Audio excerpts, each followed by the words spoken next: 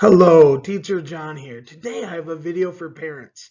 How can we keep our students practicing English during long breaks? We know it is important to continue to practice language as we can easily lose information when we are not practicing.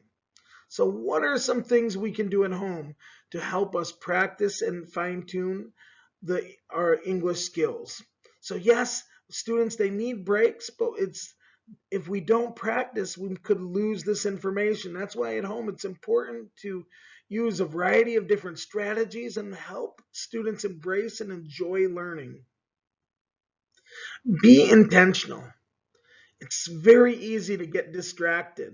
So it's important to set routines and goals to help ensure that you are practicing. Watch videos and songs in English. You can read a book every evening or every morning. Just set a time in the day where you are going to read.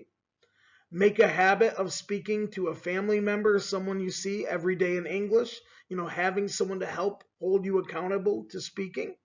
And then set goals and create a plan of action. So, in order to set goals, we need to determine the area or areas or skills that we would like to improve or reinforce.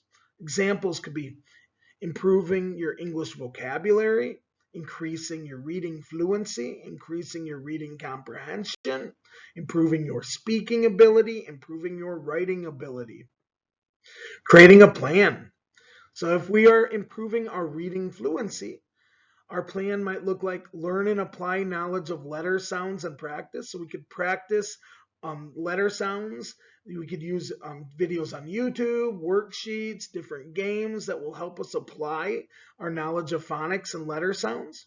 Practice encoding and decoding words. So that means either taking the sounds of words and writing them or trying to read them by sounding out words. And then practice reading text for fluency. So we can practice reading and reading for fluency.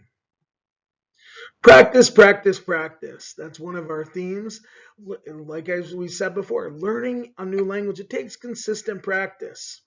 So some things we could do is read and listen to audiobooks, practice speaking, use any materials maybe that the school or teacher provided to help you review. Another great thing is educational websites, educational games, educational songs. We live in a time where there's so much information available. We could do a Google search for free websites or free educational games. There's different videos and all sorts of resources on YouTube. So there's many different things and ways that we can reinforce our learning. So another specific idea we could do is flashcards. It's a very simple thing that you can create at home. You could, if you want to learn your Dolch words or sight words, you could write it on a piece of paper and then create flashcards for each word. You could find a list of the Dolch words and then each word you write on a flashcard and have the student be able to practice and say the word. You could also do the same with letters and letter sounds. For students who already have this understanding of their sight words, they could use vocabulary flashcards or affix flashcards, such as using like suffixes and prefixes like re and d and pre and combining them with a base word to create a new word. Another thing we can do is educational websites.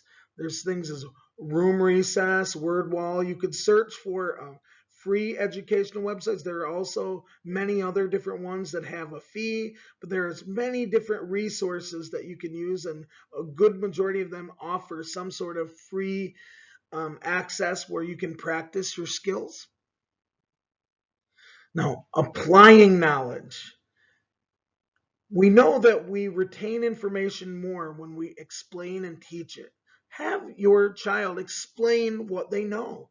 Have them be able to tell you a little bit more about it. Create those higher order thinking skills. Help them to just be able to explain, analyze, and even extend it to where they can create things based on what they have learned. Another thing, applying skills, creating projects, a great way to apply those skills. And if your child loves Crafts, you could create some sort of craft demonstrating something they've learned and then have them explain it. You could also create like read directions to follow a recipe or make something.